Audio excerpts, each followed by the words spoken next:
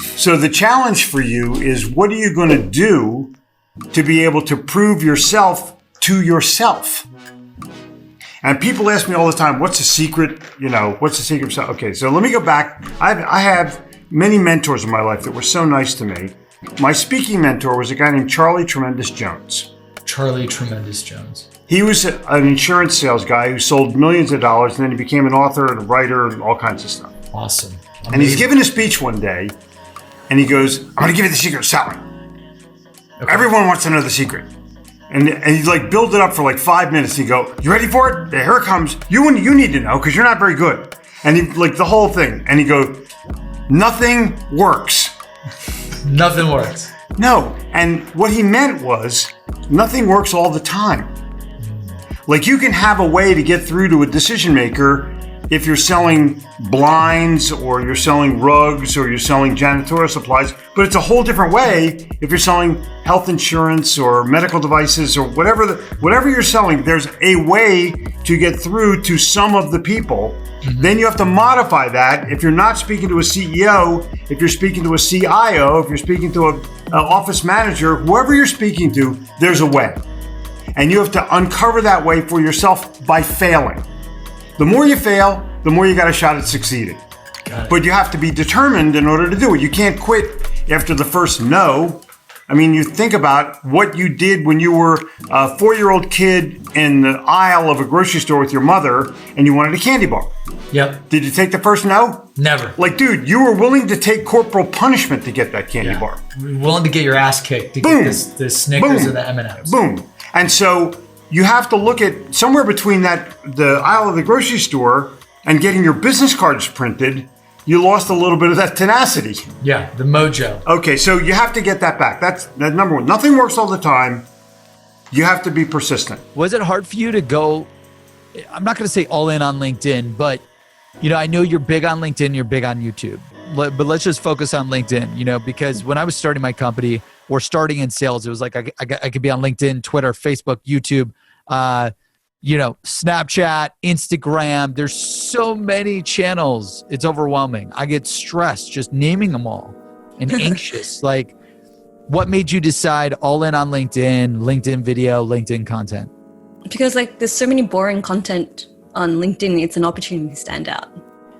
People think you have to wear this professional face of professionalism or the 9-to-5er, but all you're doing is saying that you're like everyone else. I can't hear you. I like that a lot. That's awesome. That makes a lot of sense. So it was basically the biggest channel of opportunity that you saw was no one's doing anything big. No one's doing anything innovative. This could be a really badass content development channel. So let's do it. And you've seen the opportunity that LinkedIn gave you in terms of being a channel, because literally you're a channel now.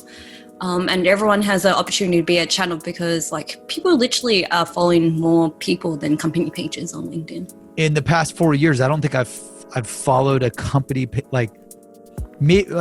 years ago I did. In the past 2 to 3 years, I've not clicked follow a company page. I only follow people. See? So that's where the opportunity lies. Holy shit. That's a huge secret. I have not clicked a follow button on a company page in years. Yes. And groups is not that great anymore. Yeah, it used to be cool. What happened to groups? Because notification got turned off. Because they notice more activity in feeds and there's an increase of content creation. You've probably seen more videos, right? LinkedIn is switching to becoming a more media company now too. Yeah. So people need to become media companies. Companies need to become media companies. Yes. And people follow people. Yes. The secret literally. is people follow people, not companies. Yes. On LinkedIn especially. But I think that's the same as well. We're becoming more highly aware and information is throwing at us. The trust factor is more can I trust this person more than can I trust that brand? But the funny thing is even media companies have to act like a brand now. Yeah, they have to come up with some persona that they are, or else they won't get followed. That's wild. That is crazy. So here's micro secret number 2. Successful entrepreneurship is formulaic. There is a science to it. There's a reason you see serial entrepreneurs become serial entrepreneurs and have win after win after win. There is a formula. There's a way to do it. And it's not enough to just have a goal. As a good friend of mine, Ralph Barcy, says, goals are for losers. Yeah, we interviewed Ralph. But you do. You find systematic approaches towards getting what you want. It's not enough to have a goal, right? You've got to have a focus, and you've got to have measurable outcomes and deliverables, and you have to hold everyone who's part of that process accountable. And that's another micro secret for management and leadership, especially in and around sales. What was the formula in your mind, if you had to like Cliff Note version it out, for his success with the semiconductor companies? I would say that this ties to, there's two answers to that.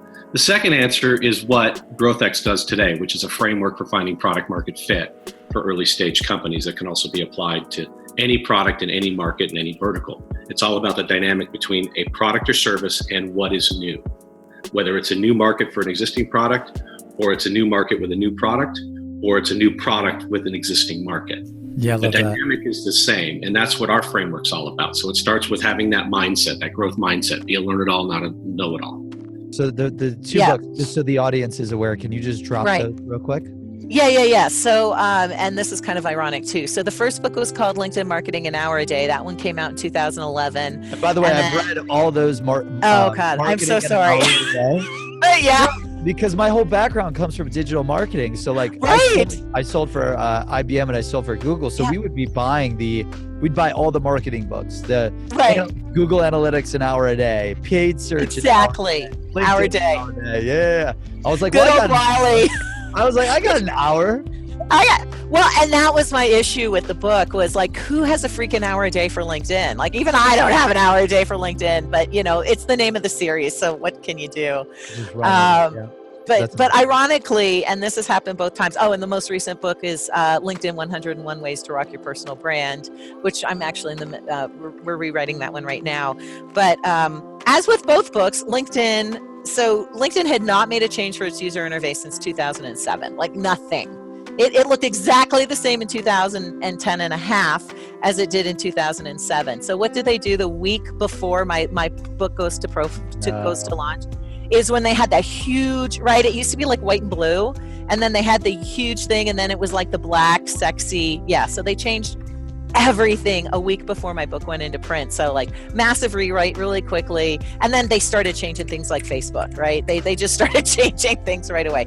Anyway, that was the first book with 2011, completely out of date. No one buy it. It's not worth it. I love how you're like, look, don't buy it because you'll think I'm an idiot. You're like, yeah, exactly. But 2000, 6 years in social media years is like 400 years in normal years. I mean, it's just things happen so quickly in this space, right? And it's crazy. You just trying to keep up is hard. So awesome that you're writing a book. Thank you. The good news about my book, like it's more evergreen. Interviewing people on their top sales secret, I don't need to worry about LinkedIn changing. Right. How LinkedIn posting wall works. Like, you guys have a tough job to keep that content fresh. The good news, you should have a book like any year because it's always changing. Exactly. There's always a new rewrite.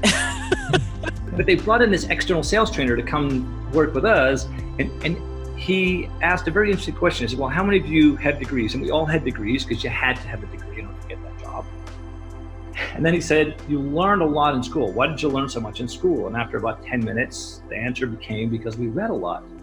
And then his question was, well, when's the last time you read a book about your career?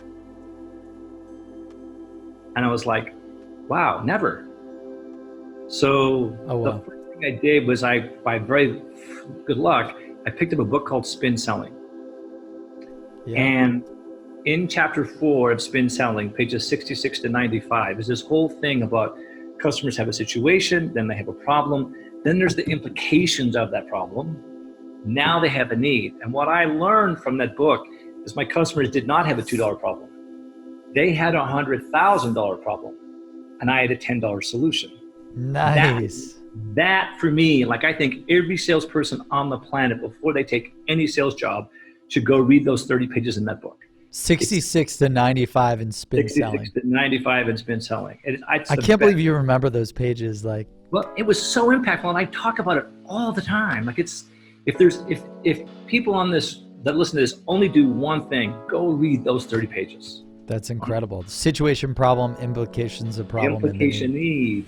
And on multiple occasions, I would walk into an organization and help them understand that they have a problem doing things one way, show them the impact or implications of that. And then I would show up with something totally different. And on more than one occasion, I displaced every competitor in the entire shop. In some cases, that was like 6- and 7-figure deals, just because I understood that I in spin.